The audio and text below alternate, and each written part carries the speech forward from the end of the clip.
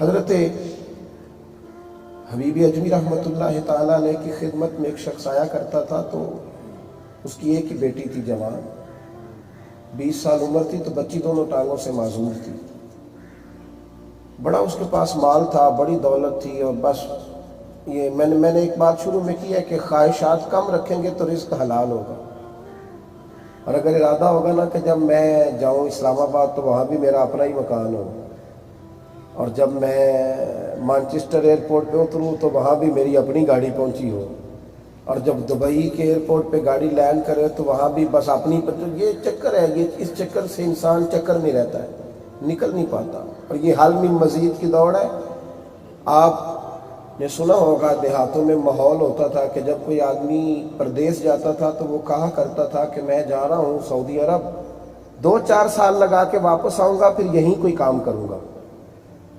پھر وہ 2-4 سال لگانے گیا ہے اور 40-35 سال ہو گئے واپس آیا نہیں، اس لیے کہ جس گھر میں پہلے 10,000 سے گزارا ہوتا تھا وہاں اب 1.5 لاکھ سے بھی نہیں ہو رہا۔ خواہشات بڑھ گئی ہیں نا، وسعت آ گئی۔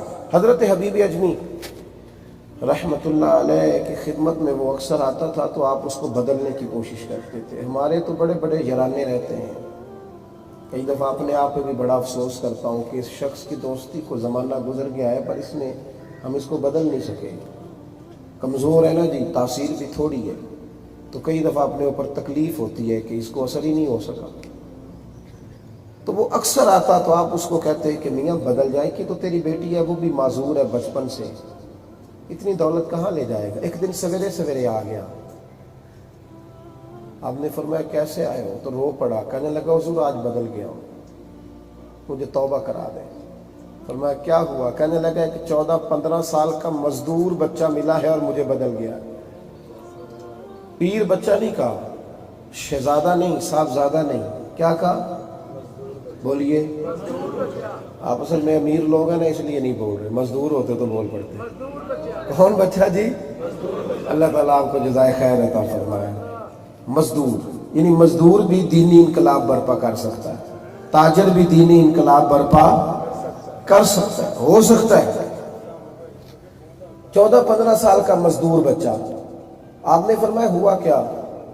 تو وہ کہنے لگا حضرت جی کل نا میں بازار سے میں نے 10 کلو مچھلی خرید لی، کچھ اور سامان بھی خرید لیا، تو مجھے گھر جانا تھا، گرمی بڑی سخت تھی تو اتنا سامان اٹھا نہیں سکتا تھا، تو میں چوک میں گیا جہاں مزدور بیٹھتے ہیں، تو ان میں ایک 14-15 سال کا بچہ نظر آیا، اس کے چہرے پر روشنی بڑی زیادہ تھی۔ میں نے کہا جس کو کام دیتا ہوں، تو میں نے کہا بیٹے مزدوری کرو گے؟ کہا کروں گا۔ میں نے کہا اتنا سامان ہے، فلاں محلے کی فلاں گلی میں پہنچانا ہے، تو کتنے پیسے لوگے؟ تو اس نے کہا 3 دینار۔ سودا طے ہو گیا، اس نے سامان اٹھایا، میرے ساتھ چلنے لگا، ظہر کی اذان ہو گئی رستے میں، کہنے لگا چچا اگر اجازت ہو تو نماز پڑھ دوں؟ کہتے میں ایک جگہ بیٹھ گیا اور وہ نماز پڑھنے چلا گیا۔ کس قدر وہ آدمی کم نصیب ہے کہ جو اذان ہو تو مسجد والی گلی میں بیٹھا ہو اور مسجد جانے کی توفیق نہ ہو۔ کہا جناب میں باہر بیٹھ گیا، وہ نماز پڑھنے لگا، باقی لوگ دیر سے آئے، وہ نماز پڑھ کے جلدی لوٹ آیا۔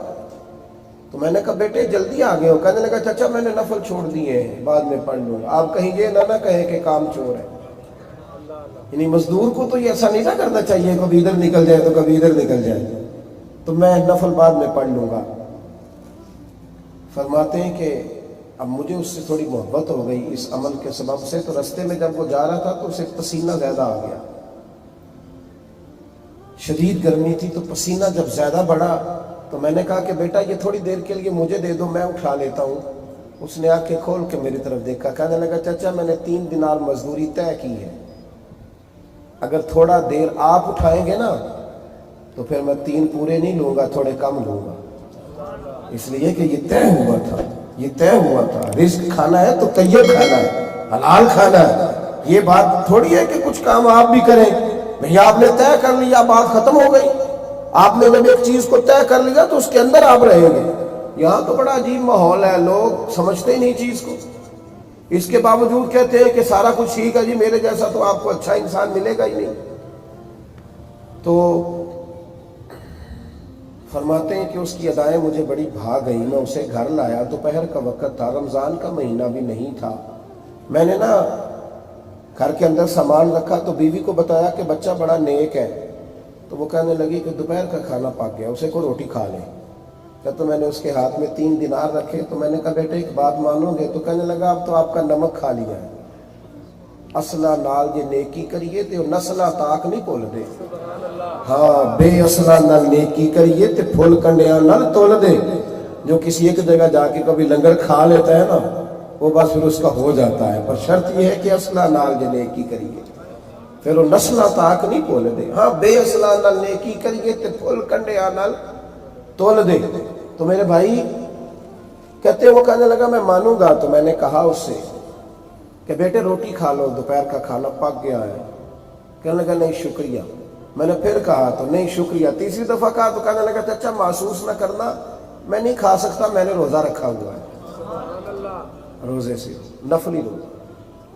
فرماتے میرے وجود پر نا بجلیاں دوڑ گئیں۔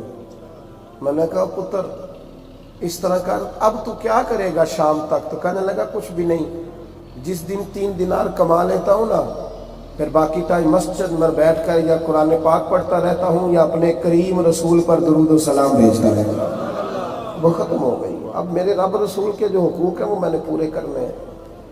یارو کچھ وقت بچایا کرو، دنیا داروں سے چھپ کے نا، چہرے پر پردہ ڈال کے، برقع اوڑھ کے کچھ وقت بچایا کرو، جو رب کا ہو، رب کے رسول کا۔ مجھے لگا جی ختم ہو گیا، میں نے 3 دینار کما لیے، اب میں نا اکیلا بیٹھوں گا، قرآن پڑھوں گا، اپنے محبوب پر سلام پڑھوں گا۔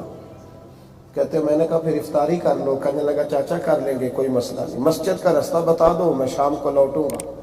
کہتے میں اسے مسجد چھوڑ آیا، پھر وہ رات میرے گھر میں آیا، افطار کی۔ میں نے اس کے گاؤں کا پتہ پوچھا تو ذرا دور تھا، میں نے کہا یہیں قیام کر لو۔ کہتے اس کو میں نے ڈرائنگ روم میں سلا دیا۔ 20 سال سے بیٹی معذور تھی، نہ کوئی حکیم نہ کوئی طبیب کوئی نہ چھوڑا تھا، تو اس کو شفا نہیں ہوتی تھی۔ کہتے بچی کو کھانا کھلانے گئے میں اور میاں بیوی، تو اس کو میاں بیوی ہم دونوں نے سنایا کہ آج بڑا نیک بچہ ہمارا مہمان ہے، بڑا نیک، بڑا پرہیزگار ہے۔ تو کہتے کھانا کھلا کے ہم لوٹ آئے، آدھی رات کا وقت ہوا تو ہمارے کمرے کے دروازے پر دستک ہوئی، پریشان ہو کے اٹھے، کون ہے؟ تو بیٹی کہنے لگی ابا دروازہ کھولنا، اور پریشان، پتر خیر ہے؟ کہتے ہیں دروازہ کھولنا تو بچی کی ٹانگیں بالکل ٹھیک ہیں، کبھی دوڑ کے ادھر جاتی ہے، کبھی دوڑ کے ادھر آتی ہے۔ تو کہا بیٹے یہ کیا ہوا؟ تو کہا ابا جی آپ نے کہا تھا نا کہ آج نیک آدمی ہمارا مہمان ہے، تو میں نے دعا مانگی کہ یا اللہ اگر وہ واقعی نیک ہے تو اس کے صدقے مجھے شفائی عطا کر دے، وَابْتَغُوا إِلَيْهِ الْوَسِيلَةَ، تو میں نے اس وسیلے سے دعا مانگی ہے، تو ابھی لفظ پورے نہیں ہوئے، میری ٹانگوں میں حرارت پیدا ہوئی۔ کہتے ہم دوڑ کے گئے اور جا کے ڈرائنگ روم کا دروازہ کھولا تو دروازہ کھلا ہوا تھا، بستر خالی تھا، ایک خط چھوڑ گیا۔ کہنے لگا مجھے سمجھ آ گئی ہے، میری حقیقت کھل گئی ہے، لیکن اگر مجھ سے پیار ہوا ہے تو میرے پیچھے نہ بھاگنا، خدا کی بارگاہ میں جھک جانا اور محمد عربی کے غلام بن جانا۔ وہ آج کل تو رویہ ہے، پیر کئی طواف کرا لو تو پیر راضی ہو جاتا ہے، ورنہ وہ لوگ کرامت اپنی دکھاتے تھے، بیعت اپنی کراتے تھے، پر جھکاتے اللہ رسول کی بارگاہ میں۔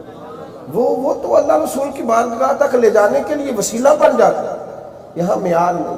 ہاں محبت شیخ، عقیدت شیخ حکم ہے، یہ معیار ہے، لیکن عقیدت اور محبت شیخ کا مطلب یہ ہے کہ جب عشق کے ساتھ آپ مرشد کی بارگاہ میں پہنچے تو اس کے منہ سے جب لفظ نکلے تو ڈائریکٹ اللہ رسول کی بارگاہ میں لے گئے۔ اس نے رب رسول کی بات بتلائی۔ کہتے ہیں بس جی مجھے تو وہ ایک مزدور تھا رزق حلال کھانے والا، مجھے تو وہی توبہ کرا گیا۔ تو توبہ کریں، اپنے رزق پر پابندی لگائیں، تھوڑا سا نا چیک کریں کہاں سے آتا ہے، تھوڑی غور کریں۔ یہ جو معیار ہے نا ہمارا کہ آنا چاہیے جدھر سے مرضی آئے، اب تو بیویاں گھروں میں خوفناک جملہ بولنے لگی ہیں، کہتے ہیں مجھے نہیں پتا آپ نے کہاں سے لانا ہے، لائیے، مجھے نہیں خبر، نا نا نا نا یہ تیرے بچوں نے کھانا ہے نا۔